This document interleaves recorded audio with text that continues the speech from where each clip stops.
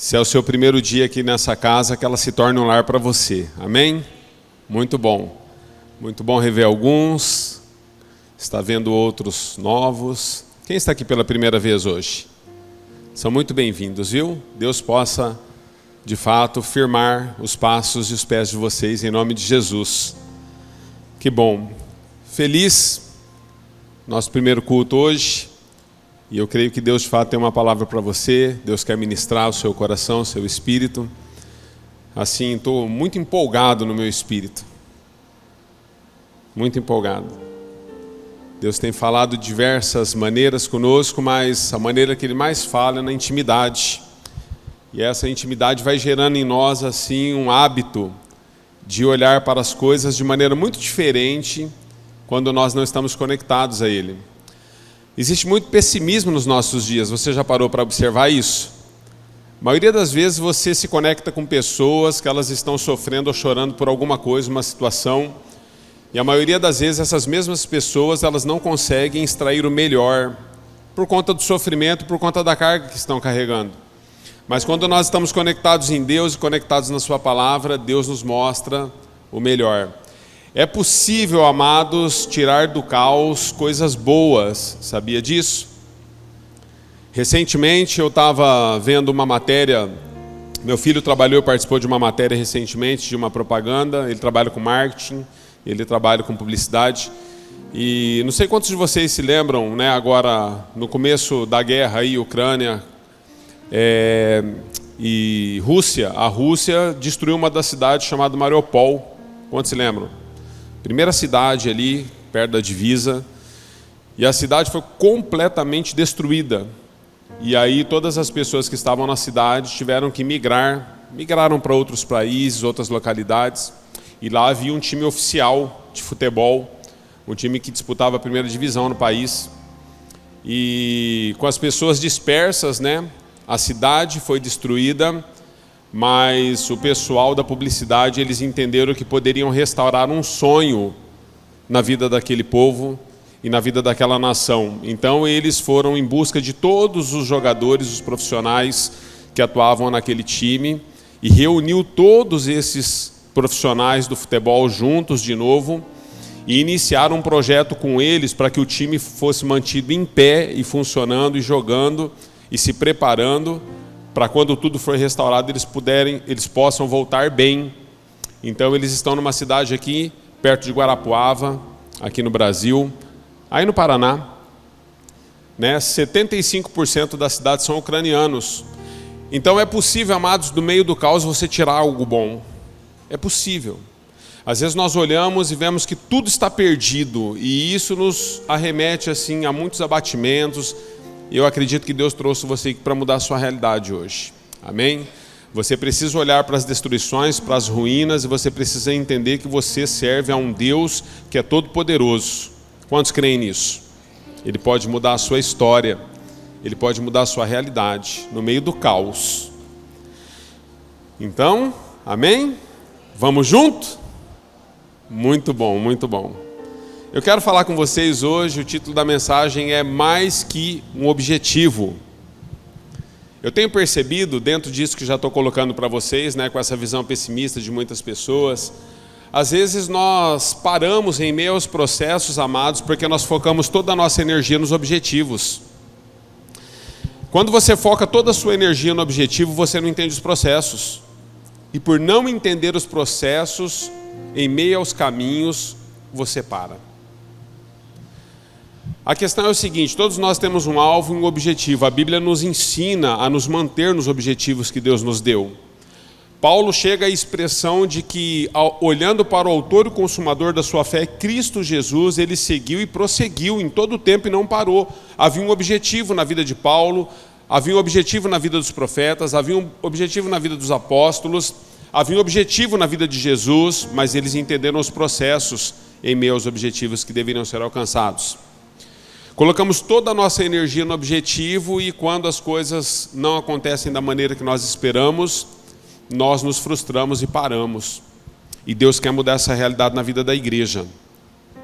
Então eu queria que você ficasse conectado nisso, que você pudesse entender o que Deus está fazendo em meio aos processos para que você possa chegar. Amém? E que você possa chegar bem. Quantos querem chegar bem? Vamos junto. 2 Reis, capítulo 6, verso 1. Eu quero ler um texto com vocês. Um texto que, em primeiro momento, assim, a leitura dele é um texto que auto se explica. Só de você ler, você vai entender todo o contexto. Mas tudo indica que era para ser um caos. Mas em meio aos caos, Deus muda a realidade daqueles que estão caminhando com Ele. Amém? 2 Reis 6, 1 a 7. Então, para você que está aqui, né, para quem está assistindo aí a mensagem, vai se conectar com essa mensagem depois, que Deus possa tocar as nossas vidas. Em nome de Jesus. Diz assim, verso 1, está no telão aí. Disseram os discípulos dos profetas a Eliseu: eis que o lugar em que habitamos contigo é estreito demais para nós. Um bom problema, né, para se resolver na igreja, quando a igreja começa a ficar pequena. Porque Deus está trazendo um avivamento, porque Deus está trazendo pessoas, porque Deus está firmando as estacas, porque Deus, de fato, está trazendo saúde em meio ao crescimento. Então, eles estavam crescendo. É uma escola de profetas. Acredito que eles começaram com pouquinhos e agora eles estão em vários profetas. Possivelmente aqui estudos dizem que 40 a 40 e poucos profetas eles estavam. Então as coisas estão acontecendo. Então eles precisam ampliar o lugar.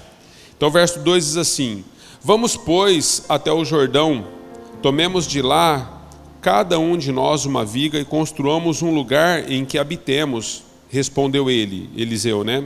Ide. Disse um: serve-te de ires com os teus servos. Ele tornou: eu irei. Eliseu achou que era bom. Eliseu achou uma boa coisa. Ele falou assim: de fato, né, as coisas estão acontecendo e nós precisamos ampliar a visão. Então aquilo que eu estou preocupado com tantas outras coisas, porque Eliseu como profeta estava preocupado com a escola, né? Ele estava preocupado com os discípulos, ele estava preocupado em ministrar pessoas, cuidar das pessoas, acompanhar as pessoas, ensinar as pessoas, levantar homens segundo o coração de Deus com a palavra profética dos seus dias. Então Eliseu, preocupado com isso, ele não atentou muito para as questões estruturais, mas a equipe atentou para as questões estruturais. Acho que nós precisamos observar bem isso, ok? Às vezes o líder de célula ele não atenta para algumas coisas, às vezes o pastor não atenta para algumas coisas, mas a equipe atenta para coisas que passam desapercebidas. A Bíblia diz que os presbíteros estavam caminhando com Jesus e depois de caminharem com Jesus, os apóstolos, melhor dizendo, né, que depois se tornaram presbíteros também das igrejas. A Bíblia diz que enquanto eles estavam caminhando com Jesus, depois Jesus ascende aos céus e eles começam uma jornada da igreja. E aí esse presbitério, esse apostolado foi se multiplicando. E quando a igreja foi crescendo, os presbíteros não tinham mais condições de cuidar de todas as coisas, mas eles não conseguiram perceber isso. Mas levantou um no meio deles e disse o seguinte: olha, não dá mais para a gente cuidar de todas as coisas, as frentes são muitas, levantemo-nos diante dos homens e escolhemos diáconos para que possam cuidar de algumas condições da igreja, da assistência da viúva e do órfão nas suas necessidades. Então existem momentos que nós, líderes, estamos muito envolvidos com aquilo que Deus está dando, mas Deus levanta o corpo para entender que existem outras áreas, que existem outros momentos, que existem outras situações que precisam ser assistidas. Então eles estão falando com Eliseu, Eliseu achou que era legal, era isso mesmo, e aí eles seguem, né? Verso 4 diz assim: e foi com eles, chegados ao Jordão, cortaram madeira. Sucedeu que enquanto um deles derribava um tronco, o machado caiu na água. Ele gritou: ai, meu senhor, porque era emprestado. Perguntou o homem de Deus: onde caiu? Mostrou-lhe ele o lugar. Então Eliseu cortou um pau e lançou-o ali, e fez flutuar o ferro. E disse: levanta-o. Estendeu ele a mão e o tomou. Amém, amados? Texto simples, mas eu acredito que nós podemos extrair muitas verdades daqui. Amados, nós vivemos dias que nós precisamos de alguns ajustes na vida. Precisamos de ajustes na igreja. Precisamos de ajustes na missão. Eu tenho trabalhado muito e tenho olhado muito para a condição de como Deus uniu a igreja à sua missão. Às vezes nós achamos que Deus deu uma missão para a igreja, mas Deus deu a igreja para uma missão. Já havia essa missão no coração de Deus. Quando a igreja surgiu, Deus já vinha num plano de restauração desde os nossos primórdios. A Bíblia diz que o nosso pai da fé, Abraão, quando levantado, já é levantado com propósito. O propósito de Deus era trazer para si um povo. Então já havia uma missão em andamento. E nós precisamos entender que em meio àquilo que Deus confia nas nossas mãos, seja no secular, seja na vida pessoal, seja na família, no trabalho, seja na espiritualidade, seja no ministério. Aquilo que Deus confia nas nossas mãos, amados, nós precisamos discernir como Deus está fazendo e o que Ele está nos entregando em mãos. Esse jovem, esse moço, nós vamos entender algumas questões desse texto, mas ele passa por um grande problema. E você vai entender que era um baita de um problema. Parece simples, amados, derrubar um machado dentro d'água, parece simples, mas eles estão em meio a uma obra. E eu quero pontuar algumas coisas, porque a questão que eu tive meditando essa semana, e eu tenho falado muito com alguns irmãos da igreja a respeito de como andam os ministérios na casa de Deus, de como anda a liderança na casa de Deus, de como anda o testemunho dos cristãos na casa de Deus, eu tenho pensado muito sobre isso. Como tem sido o reino, como tem sido a igreja, como você e eu temos nos portado fora das paredes da igreja. Quando as pessoas olham para você, o que elas encontram, o que elas alcançam, quando as pessoas se aproximam de você, o que elas recebem, qual é a sua vida no privado, independente de estar com os seus líderes, independente de estar no seio dos seus irmãos, independente de estar com os seus pastores, qual é a sua vida, qual é a minha vida lá fora?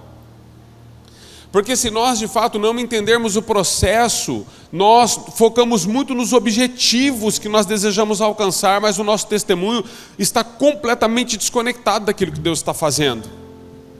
Não existe nada pior para uma igreja, amados, do que uma desconexão com aquilo que ela prega.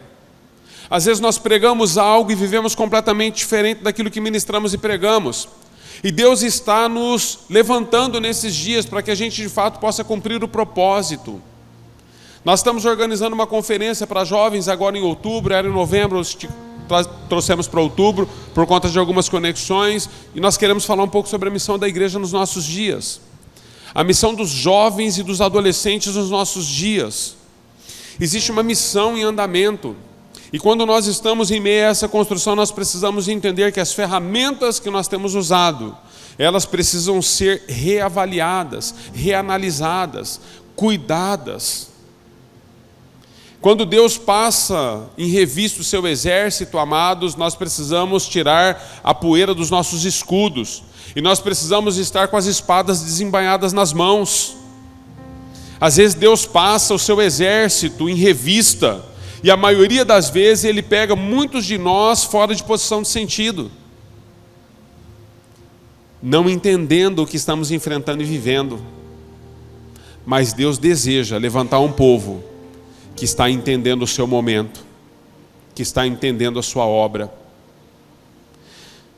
Esse jovem estava com o machado nas mãos, trabalhando, fazendo algo para Deus. Eclesiastes capítulo 10, verso 10 diz assim: se o machado está cego e a sua lâmina não for afiada, é preciso golpear com muito mais força. Agir com sabedoria assegura sempre o sucesso.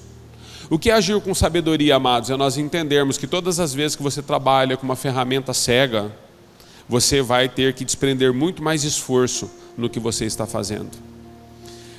Pessoas estão cansando porque elas estão trabalhando com as ferramentas cegas.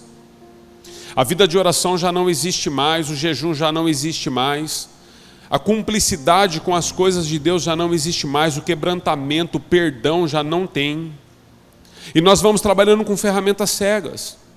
E nós vamos desprendendo uma força enorme para alcançarmos objetivos. E quando nós nos damos conta, não temos mais forças para colocar naquilo que é o objetivo que Deus está nos dando. E nós focamos tanto em algumas coisas, desprendidos daquilo que Deus está falando e movendo, que nós desistimos em meio ao caminho. Pensando um pouco sobre essas coisas, fiz alguns estudos essa semana e encontrei uma frase de Abraham Lincoln. Ele disse o seguinte: olha, se me derem 1 hora para derrubar uma árvore, eu passarei 40 minutos afiando o machado. Você não precisa de muito tempo. Você precisa da ferramenta estratégica certa. Não dá para usar a ferramenta errada, amados, em lugares objetivos. Eu trabalho com mão de obra, eu sei disso. Existem acabamentos que eu faço com ferramentas grandes, existem acabamentos que eu preciso de ferramentas menores. Existem acabamentos que ferramenta nem cabe, precisa ser manual. Às vezes você tem que pegar uma lixa na mão, e com as mãos você precisa chegar no resultado esperado. Nós entendemos que um trator vai fazer tudo, e nós passamos uma vida atropelando tudo e a todos, passando por cima de todos, entendendo que nós somos as pessoas da revelação, as pessoas do comprometimento, as pessoas da sabedoria, as pessoas... Não somos, amados. Nós precisamos discernir os tempos, as estações, o que Deus está fazendo, onde Ele está nos colocando, o que Ele está confiando nas suas mãos, nas minhas mãos, qual ferramenta é necessária nesse momento. Nós precisamos afiar os nossos machados, nós precisamos afiar as nossas vidas. E você pode colocar nome nesse machado, o nome que você quiser. Dê alguns nomes aí, pastor, para me ajudar. Te dou. Finanças. Afie as suas finanças, para que você tenha a emprestar e não precise tomar emprestado. Casamento. Afie o seu casamento, para que quando Deus colocar famílias destruídas nas suas mãos, pessoas que estão ao ponto de divórcio, você possa dizer para essas pessoas: olha, vale a pena constituir família. Afie a sua maternidade, a sua paternidade. Afie o seu ministério. Dons que Deus colocou nas suas mãos, possibilidades que Deus deu somente a você, outras pessoas não têm. Amados, portas e janelas se abrem nas nossas vidas todos os dias. Algumas delas você sequer tem conhecimento delas. Sabe por quê? Porque você não está na posição com as ferramentas e da maneira que Deus espera que você esteja. Mas elas passaram por você, mas você sequer as discerniu. Tenho conversado com o presbitério, falei com o Murilo esses dias, falei: Murilo, olha, eu desejo entrar nas portas que Deus está abrindo à igreja. Eu tenho buscado discernimento, amados, para ver quais lutas nós devemos lutar, quais lutas nós não devemos lutar. Onde a igreja tem que estabelecer a vontade de Deus e onde Deus não quer que nós estejamos nesse momento. Talvez Deus use outros ministérios, use outras pessoas, use outros moveres. Talvez não é para nós algumas coisas, mas as que são para nós. Eu quero estar com as ferramentas prontas.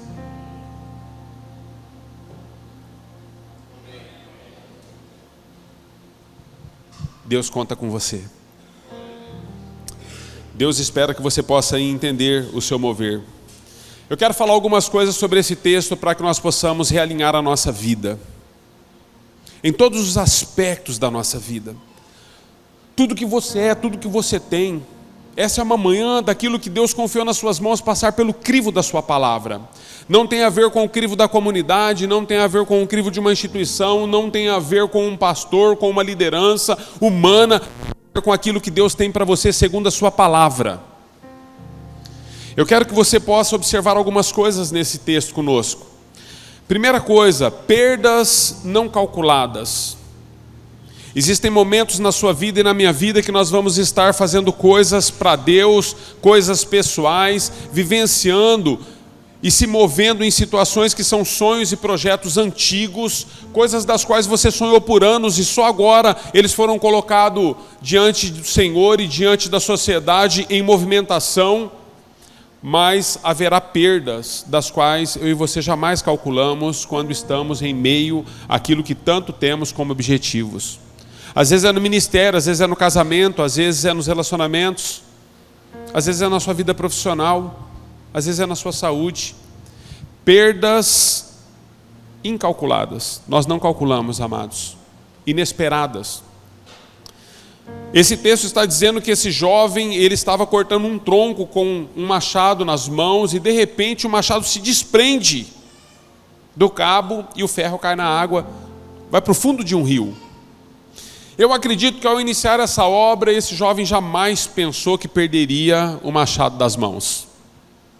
Ninguém inicia uma obra, amados, que está no coração ardendo por aquilo que ainda se diz de Deus principalmente e deseja que uma catástrofe, uma tragédia o alcance em meio ao processo. Todas as vezes que eu e você iniciamos algo para Deus, em Deus, iniciamos algo que são sonhos e projetos nossos, pessoais, todas as vezes que nós colocamos o pé no rio para que o rio possa se abrir, todas as vezes que nós avançamos diante do mar para que as águas se abram, nós desejamos finalizar aquilo que nós iniciamos. Mas em meio aos processos, amados, nós temos perdas que elas não estão calculadas e computadas. E em não calcular as perdas momentâneas em meio aos processos, nós temos problemas imensos e diversos, em todos os aspectos. Relacionamentos são quebrados, pessoas são feridas, nós nos machucamos, perdas, amados. O machado caiu na água. Às vezes você inicia um relacionamento, até mesmo dentro da igreja, você não calcula e não computa que em meio à caminhada, algumas coisas nesse relacionamento pode não dar muito certo, da maneira que você esperava. Às vezes você não calcula que esse namoro, que é agora o príncipe, a princesa dos seus sonhos, às vezes você não calcula. Aí depois do casamento você fala assim, pastor, ele virou um sapo, ele sempre foi, você só não enxergava. Pastor, ela é uma Fiona. Eu falei, eu já sabia. Mas você está cego. Ah, não, agora eu estou enxergando. Pois é. O que Deus uniu não separe o homem. Vai na fé. Segue a vida. Entende, amados?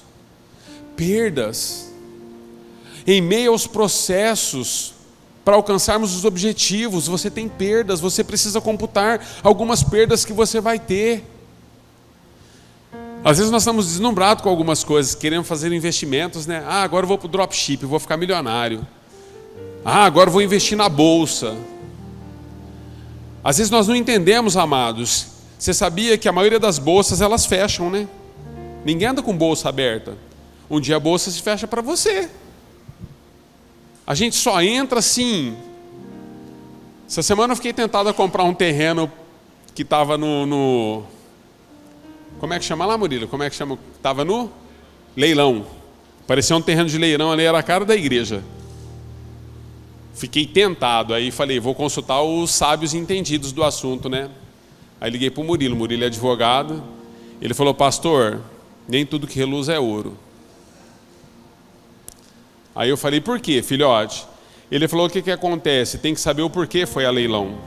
Existem coisas que são leiloadas, são adquiridas no leilão, e mesmo assim, depois, por conta de um processo, elas podem ser requeridas pelo antigo dono. Cuidado.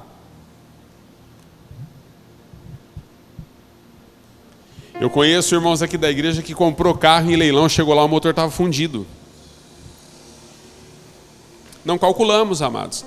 Ah, mas estou pagando tanto mais barato. E era um negócio bom, né, Murilo? O terreno valia R$1.500.000, iniciou o lance com R$87.000. Aliás, terminou numa pancada, você viu? Terminou com quase 150 mil, eu não ia aguentar mesmo, não.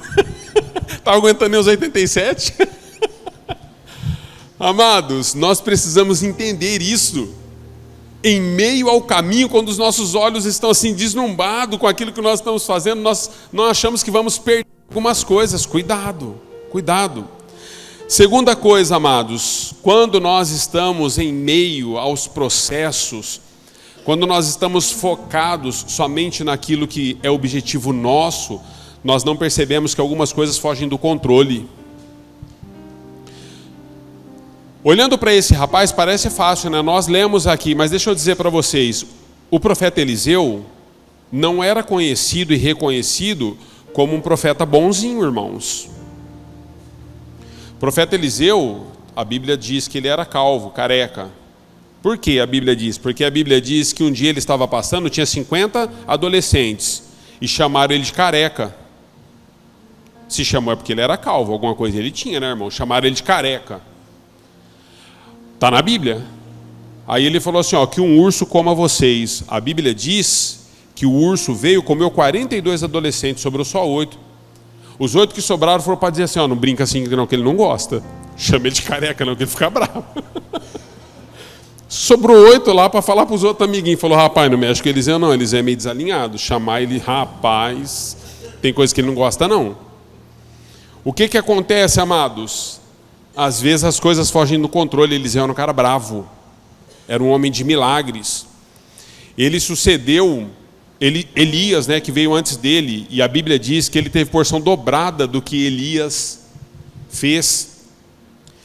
Nós precisamos entender que esse jovem, amados, ele está diante de uma movimentação de Deus na escola de profetas, e ele está com o seu professor em sala de aula enquanto ele está cortando a madeira. E aí ele está com um machado que não é dele, que é emprestado, e o machado cai na água. Aí ele falou, se chamaram ele de careca, eles chamam um urso, imagine eu que perdi o machado do vizinho. O rapaz estava numa situação difícil, e fugiu do controle do rapaz. Mas o rapaz não teve como evitar. Ele clama por Eliseu. Ele diz, ai meu Senhor, teu servo derrubou o machado dentro da água. Nós vamos entender isso já, mas algumas coisas nos fogem do controle. Coisas dão errado mesmo quando você está fazendo tudo certo. É um outro ponto desse texto, amados. Presta atenção nesse garoto.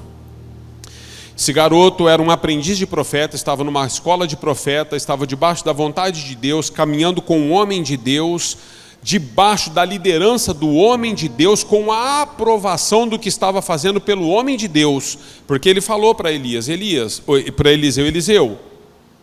vamos lá, não sei se foi ele, né? Um deles falaram, vamos lá, vamos cortar madeira, vamos lá no Jordão.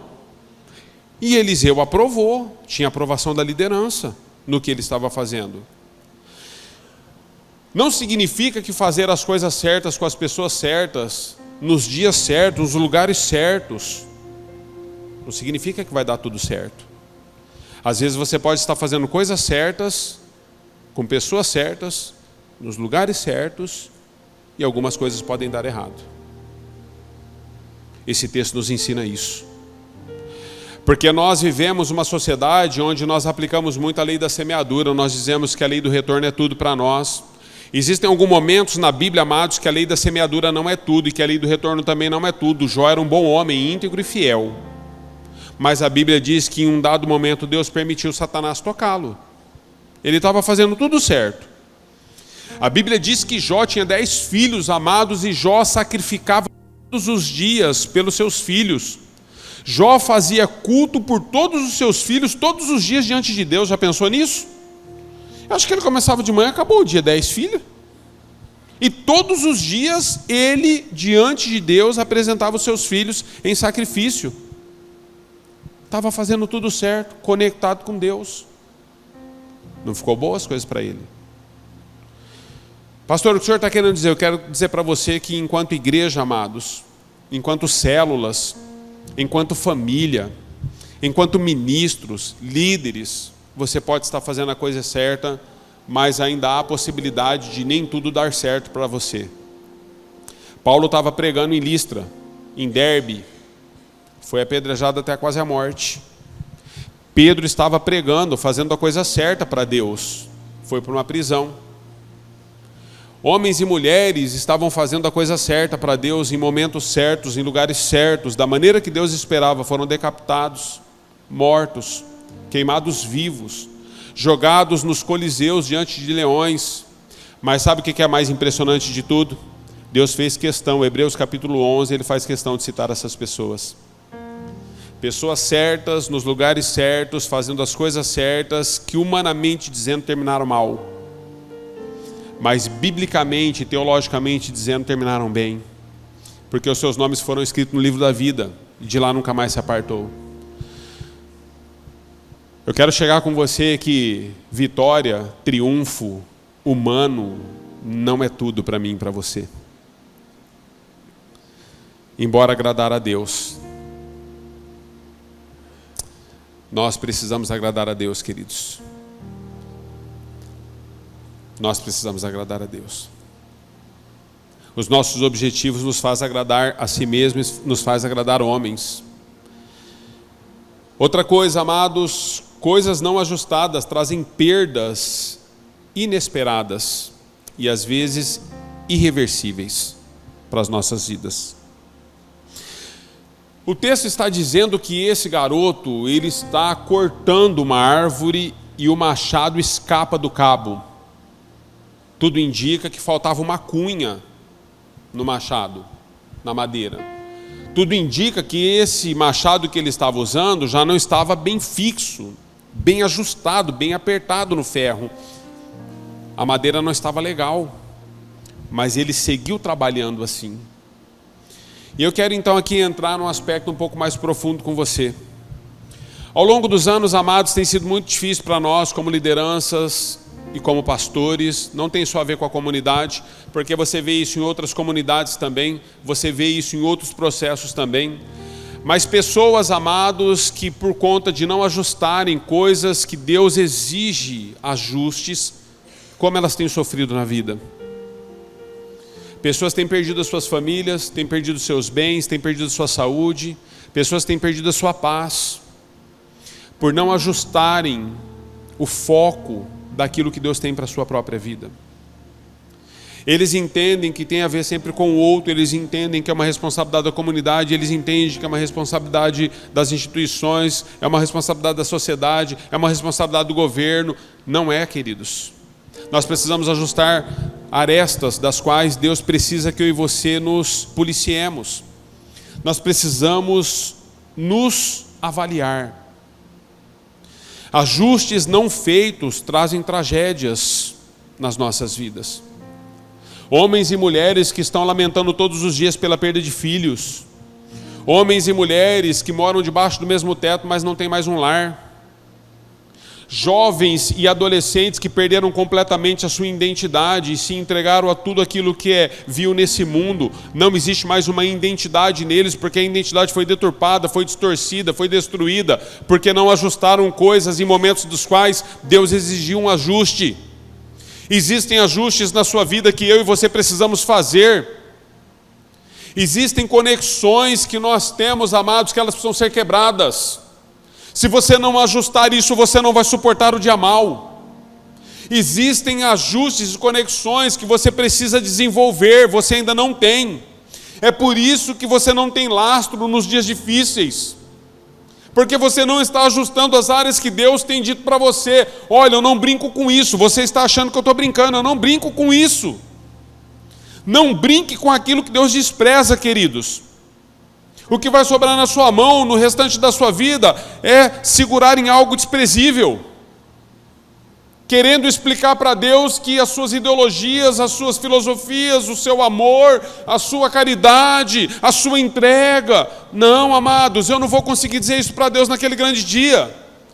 Nós precisamos ajustar áreas das nossas vidas, onde precisa haver em nós uma reavaliação profunda do nosso eu e do nosso íntimo. Eu não acredito que Paulo chegue à conclusão de dizer: não vivo mais eu, mas Cristo vive em mim, simplesmente porque ele teve uma linha de raciocínio e de pensamento assim. Olha que frase bonita, vou colocar essa frase para que um dia ela esteja nas Escrituras.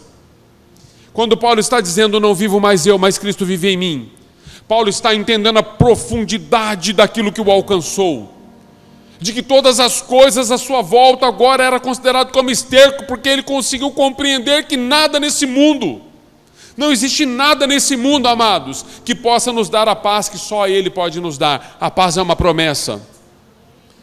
A paz é uma promessa que não alcança todos, sabia disso? O dinheiro não vai trazer paz a você, a sociedade não vai trazer paz a você, a bebida, as drogas não vai trazer paz a você, o sexo não vai trazer paz a você. Essas coisas são boas, amados, mas elas não vão trazer paz a você. Porque todas elas, se não estiverem conectadas em Deus, são confusão para a vida humana. Nós precisamos avaliar o que Deus está requerendo de nós como ajuste. Você precisa romper. Hoje é dia de romper algumas coisas. Quantos creem, digam amém. Nós precisamos romper, amados. Nós precisamos nos alinhar com Deus. Nós precisamos parar de tomar dipironas nas questões espirituais e conexão com Deus. E entendermos, sabe o que o anti-inflamatório está fazendo com você? Ele está inibindo um problema. Não demora muito, vira úlcera. Porque o anti-inflamatório faz isso com o estômago, sabia, né? Anti-inflamatório, se você fizer uso contínuo dele por muito tempo, é por isso que você tem que tomar tantos dias e parar, tantos dias e parar, tantos dias e parar. Nós precisamos entender isso. Os anti-inflamatórios, eles amenizam a nossa dor, mas eles não tiram o nosso sofrimento. Nós precisamos de uma intervenção na raiz. Na raiz. Tomamos anti-inflamatórios para poder resolver algumas coisas, depois tomamos um remédio para o estômago. Quantos tomou omeprazol aqui? Confessa seu pecado. Nada contra, tá? A medicina farmacêutica, nada contra isso. Mas deixa eu dizer para você, o uso contínuo de omeprazol causa úlcera, dá demência. Sabia disso? Isso é para você usar numa situação ou outra, amados. O que Deus está requerendo de mim? Eu estava com refluxo há um tempo atrás. E aí eu entrei numa disciplina alimentar. Acabou meu refluxo, acabou minha queimação no estômago, acabou, queridos. Você viu como eu estou gationix? Perdi 2,5 kg em 30 dias. E iniciei isso por conta de um bate-papo lá no jantar dos namorados, o dia para conversar, hein? Uma irmã olhou para mim e falou assim: pastor, o senhor sabia que a pior gordura que existe no corpo humano é a gordura do abdômen? Eu tentei murchar assim, mas não deu, queridos. Quando eu olhei, tinha umas bochechinhas assim, eu falei: é, irmã? Ela falou: é, pastor, precisa cuidar. Falei: já entendi tudo. Mudei minha alimentação. Estou comendo, irmãos. Sofre no começo, mas depois alinha. Todo pecado que você tiver que abandonar, ele vai ser um grande sofrimento para a sua alma e para a sua carne nos primeiros dias. Mas você vai alinhar. Você vai se fortalecer. Porque a boa obra que Deus começou na sua vida, Ele é fiel para terminar. Porque as promessas que Deus tem para a sua vida são mais de 8.000, segundo a sua palavra. Existem promessas de Deus que Ele quer trazer à existência. Deixa eu dizer para você, saia dessa vida miserável. Está gostoso na carne, não está? Está uma delícia. Essa palavra, um dia eu ouvi ela não existe, tá? É só a título assim de um professor, quando eu estava na faculdade, ele usou essa palavra, eu procurei e não achei. Ele falou assim, é só a título de ensiná-los mesmo. Prefacia. Eu já vi profecia, prefacia não. Porque prefacia vem de prefácio. Ok? O que é um prefácio, amados? É quando você lê ali o começo do livro, você já vai saber tudo que tem dentro depois. O que é uma prefacia? É só questão de tempo. Só questão de tempo. O prefácio já está dizendo para você que à medida que você for entrando para dentro da história, o que você vai encontrar lá. Então, existem algumas prefacias na nossa vida que nós não observamos, amados. Já está escrito. Está bom na carne hoje, não está? Está desenvolvendo, está nadando de braçada, né? Questão de tempo.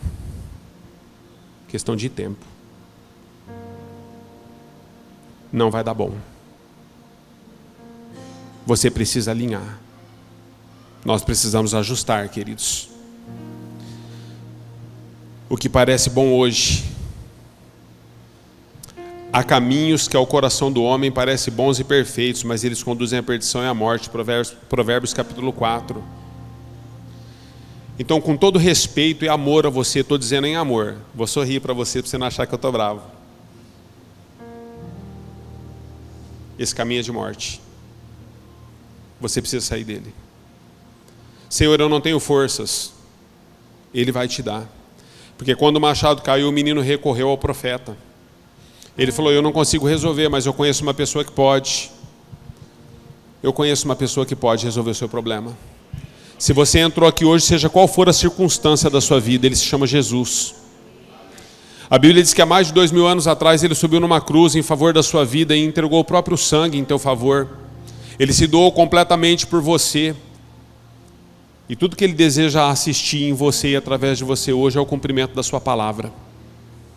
Então deixa essa vida de morte. Deixa, queridos. É dia de deixar. Você não consegue mesmo, mas Ele vai te carregar no colo. Ele vai te tomar pelas mãos. E vai dizer para você o que Ele disse para Isaías: não tema, ó vermezinho de Jacó, eis que eu estou contigo por onde quer que andares. Deus está comigo. Eu tenho abandonado muitas coisas na vida, queridos, por amor à igreja, por amor a Deus, por amor a uma série de coisas que Deus coloca como convicção na minha vida, nos meus propósitos. Eu tenho abandonado muitas coisas, mas deixa eu dizer algo para você. Nenhuma delas é comparada ao que Ele abandonou por mim. Então, nós precisamos mudar de mentalidade. A igreja dos nossos dias precisa entender os seus objetivos. Há uma preocupação no verso 5. Esse rapaz, quando chama Eliseu porque o machado cai na água, ele diz para Eliseu: Eliseu, eu preciso de um milagre porque o machado é emprestado. Tudo que você e eu temos, amados, tudo é emprestado por Deus. Deus deu, disse Jó, Ele mesmo tirou. O fôlego de vida que você carrega é dele. O corpo que você tem é dele. Coríntios capítulo 3 diz: vós sois templo do Espírito Santo, casa onde Deus habita. Você é um templo dele. A sua alma é dele. Tudo é dele. A pergunta que eu me faço: se tudo é dele, por que eu quero entregar isso para Satanás? Por que eu quero tirar das mãos do autor e entregar nas mãos de quem não tem direito? Por quê? Tudo que nós temos é emprestado, amados. Deus deu a você dons, talentos.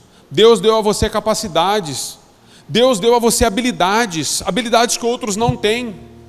Esse rapaz tinha um machado emprestado. Nós temos todas as coisas de Deus emprestada.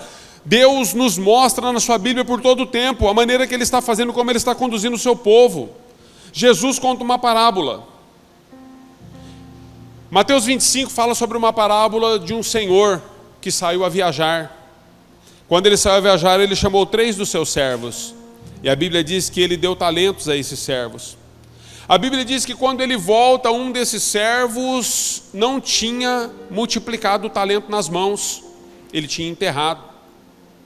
A Bíblia diz que o Senhor reprova a atitude desse servo, porque Deus havia dado algo a ele, mas ele não tinha feito o que era necessário. O rapaz tinha que prestar conta do machado que estava sendo usado. Deixa eu dizer algo para você. Você e eu vamos prestar conta dos dons que Deus nos deu. Você vai prestar conta da riqueza que Deus te deu. Do cônjuge, dos filhos, dos pais. Pastor, minha mãe é difícil. É sua mãe. É sua mãe. Ah, o meu pai é seu pai.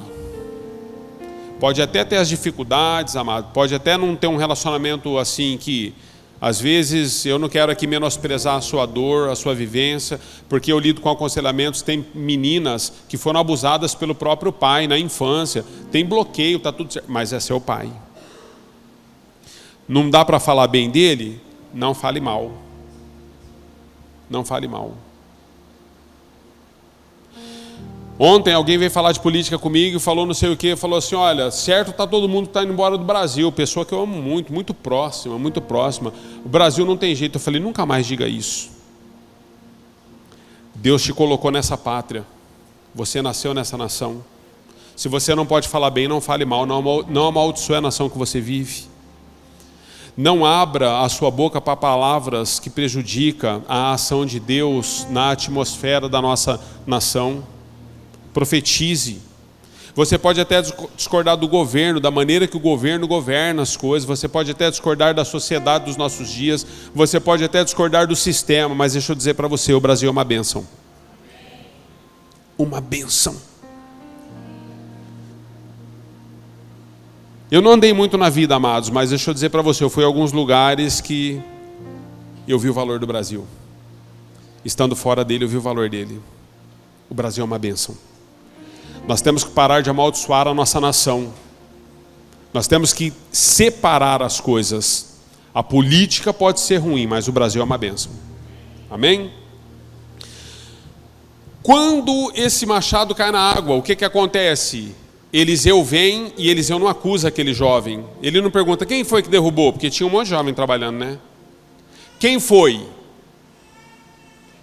Ele não pergunta por que derrubou. Como derrubou? Eliseu não acusa ninguém. Eliseu vem e faz o que tem que ser feito. Deus é assim. Deus não te acusa se você está arrependido do que você cometeu. Ele vem e faz o que tem que ser feito. Então, quando Eliseu chega, ele pergunta onde caiu. Deus não é um Deus de porquê, quem. Deus é um Deus de onde. Adão, onde estás?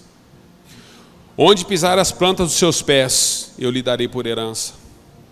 Onde estiver 2 ou mais reunidos em redor do meu nome, ali eu Onde está o teu coração, está o seu? Deus é um Deus de onde. Você precisa ver onde houve uma quebra. Onde? Você precisa discernir isso na sua vida. Houve um momento. Onde foi esse momento? Qual foi esse lugar? O que nos levou a isso? O porquê você mudou? Onde? O que aconteceu? Deus é um Deus de onde? Nós precisamos voltar no onde, precisamos resolver os nossos problemas, se nós desejamos cumprir a vontade de Deus. Esse relógio está...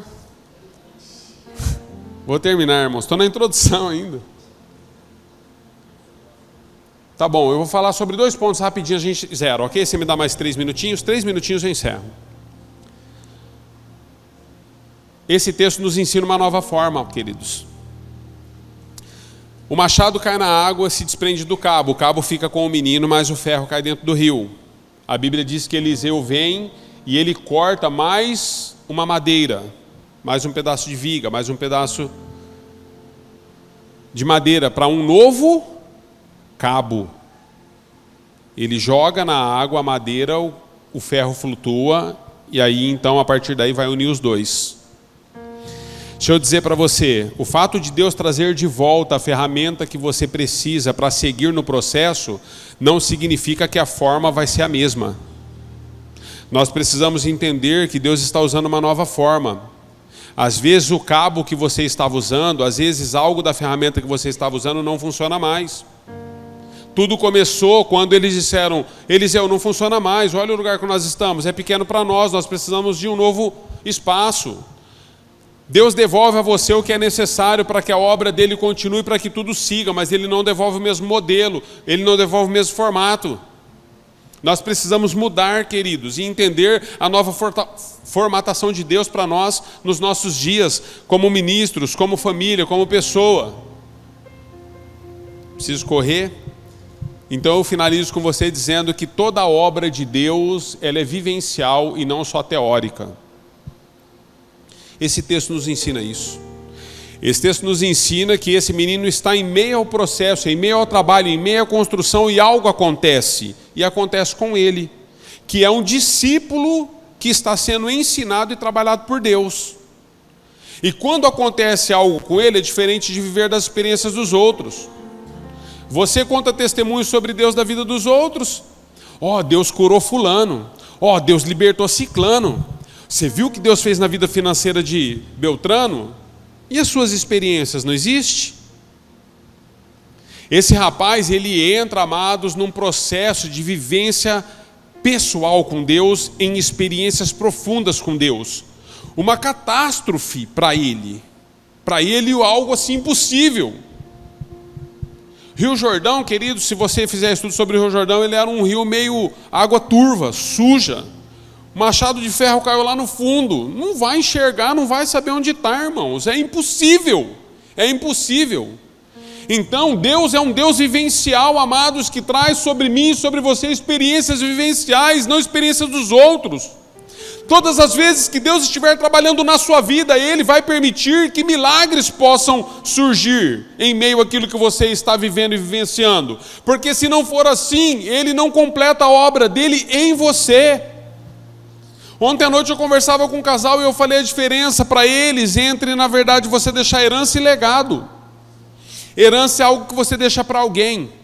Legado é algo que você deixa em alguém. É diferente. Quantos sabem disso? É muito diferente, amados. Então as experiências vivenciais nossas todos os dias, é muito fácil você falar assim, de novo pastor, tem que ajudar. Às vezes nós buscamos ajuda, auxílio para uma situação tal. Nunca reclame, queridos, nunca reclame de auxiliar alguém. É sinal que Deus está te dando condições. Sabe por quê? Você não sabe o que é passar fome. Se soube um dia, não está sabendo mais, se esqueceu. Você não sabe o que é ter uma água e uma luz cortada, muitas vezes. Como nós não sabemos, nós não temos as experiências vivenciais. Aí quando o irmão fala assim, cortou a luz lá em casa, a primeira coisa que a gente faz é apedrejar o irmão. Fala que ele fez mau uso do dinheiro, que ele não soube, que ele não isso, que ele não é aquilo tal. Não, queridos, não, todo mundo tem uma história. Eu ajudei uma família, certa ocasião, e eles estavam com tudo cortado em casa, a água, a luz, não tinha gás. Eu falei, como que chega numa condição assim? Fui ouvir a família. Ele falou assim, pastor, minha esposa ficou desempregada. Ó a situação, pastor, minha esposa ficou desempregada, aí eu trabalho, eu ganho o salário do comércio. Nós temos 2 filhos. E desempregada, ela e os 2 filhos ficaram doentes no mesmo tempo. Eu tive que comprar medicamentos. Comprei a medicação, o pastor, tratei deles por 7 dias. Os 2 meninos não ficaram bons, só ela. Foram mais 7. Dinheiro da água, da luz e do gás está aí. Percebe? Nem todo mundo está fazendo coisas erradas, amados. Existem pessoas fazendo coisas certas, da maneira certa, mas passam por lutas. Então nós precisamos entender, quando você de fato tiver uma conta de luz para pagar, uma internet para pagar, algo para pagar que você não tiver condições, não tiver de onde tirar, quando uma enfermidade alcançar a sua vida, que você de fato alcançar a vida de quem você ama, que você de fato não tiver mais como contar com a questão da saúde, você vai se ver numa situação como esse jovem se viu. Para mim, fugiu das mãos. Então eu preciso de uma experiência pessoal com Deus. Nós precisamos de experiências pessoais com Deus, senão o nosso testemunho nunca será verdadeiro. E a nossa influência nunca será positiva. Ministério de Música, avancei. Queria que vocês ficassem em pé para você pensar que está acabando. Experiências vivenciais.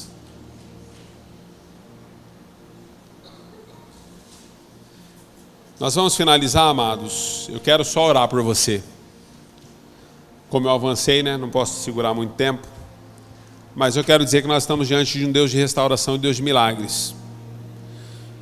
Deus quer restaurar na sua vida e na minha vida algumas coisas das quais nós perdemos. Nós precisamos entender onde. E algumas rupturas que nós precisamos, hoje é o dia. Nós precisamos entender que mais do que o objetivo, Deus quer trabalhar em meio aos processos. Então eu quero orar por você. Se você está aqui e existe algo que está muito difícil para você, que foge das suas mãos, mas se você está disposto a entregar isso a Deus, faça uma reflexão do quanto você esfriou nesse tempo. Faça uma reflexão. Se você precisa entregar algo a Deus, eu quero orar com você. Queria que você abrisse as suas mãos, nós vamos finalizar assim. Pai, no nome de Jesus, eu quero colocar, Senhor, nas Tuas mãos esse tempo, quero colocar a vida de cada pessoa aqui, a começar pela minha própria vida. Nós nos perdemos muitas vezes fazendo coisas certas, nos lugares certos, da maneira certa, e hoje, Senhor, nós cremos que é um dia de milagre nesta casa. Senhor, nós não estamos aqui, Senhor, para nos avaliar e não chegarmos a um arrependimento. Nós estamos aqui nessa manhã diferentes, ó Deus. Nós desejamos uma avaliação que nos mude, nos transforme. Senhor, o Senhor está trazendo o machado de volta, nós pedimos, coloca o cabo que o Senhor deseja. Não aquilo que eu desejo, não aquilo que eu quero, mas o cabo que o Senhor deseja. Por isso, Pai, na autoridade do nome de Jesus, eu quero abençoar os teus filhos com todas as sortes de bênçãos e de misericórdia, que o Senhor possa nos transformar a sua imagem, a sua graça, e nós possamos sair deste lugar nesta manhã completamente transformados, dizendo, Senhor, que aquilo que foi emprestado a cada um de nós, por aquilo que nós somos e a capacidade que temos, ao prestar contas com o Senhor naquele grande dia, nós vamos alegrar o seu coração, porque nós fizemos multiplicar os dons e os valores que o Senhor nos confiou. Assim, Senhor, abençoa os teus filhos e declaro sobre a vida deles que o Senhor possa guardá-los, que o Senhor te abençoe e te guarde, que o Senhor resplandeça o rosto deles sobre você e que o Senhor te dê a paz que o mundo não pode dar, e que essa seja uma semana de vitória e de graça sobre você em todos os sentidos. A igreja diga amém e amém.